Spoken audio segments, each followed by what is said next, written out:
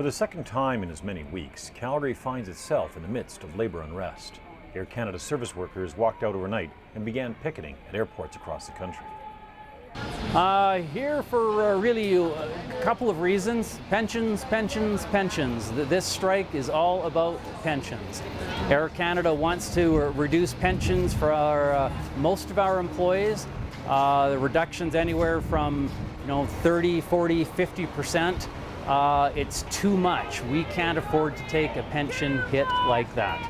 It's not fair. What brought this on?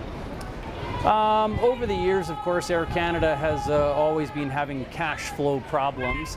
Over the 2004, the unions gave back $1.4 billion in concessions with the understanding that our pensions would be safe. That was the trade-off back then. Things have changed, the markets have gone down. Now Air Canada wants to have any shortfall made up off our backs. It's not right, and we have to strike for our pensions. How do they make a deal? We don't want to be out here disservicing customers. We'd rather be at work. These members here don't want to strike. I'm sure Air Canada doesn't want us on strike, but the reality is this pensions is too big of an issue to be dealt with at the moment.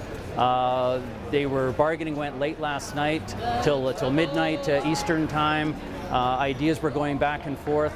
However, we just couldn't make an arrangement.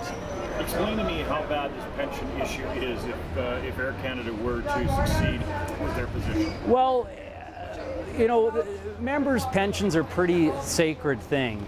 Air Canada says they can't afford them. Yet, over the last 8 or 9 years, guys like Robert Milton have creamed $85 million out of the company.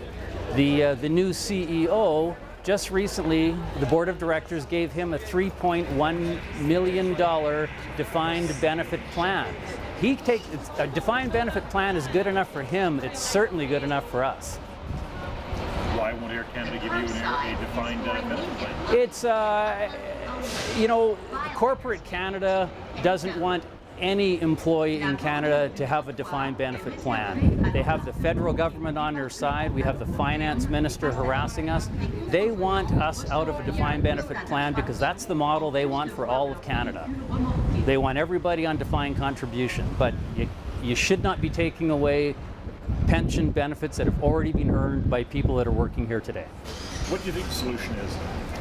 I think the solution is for Air Canada to pay the deficit that they owe. Obviously, they can afford it. People like companies like Deutsche Bank and Citibank have made off with millions of dollars over the years from Air Canada. The CEO gave himself a 76% raise. There was big bonuses giving out over the last 3 months at Air Canada. Don't tell me they can't afford it. Other thoughts? Well, we're the first union in line here. There's 3 other unions. The mechanics and the baggage handlers, they'll be bargaining in about 6 weeks' time. The flight attendants are in bargaining today. The pilots rejected a contract 2 weeks ago. They're in bargaining right now. It's the same issue for everybody. Pensions.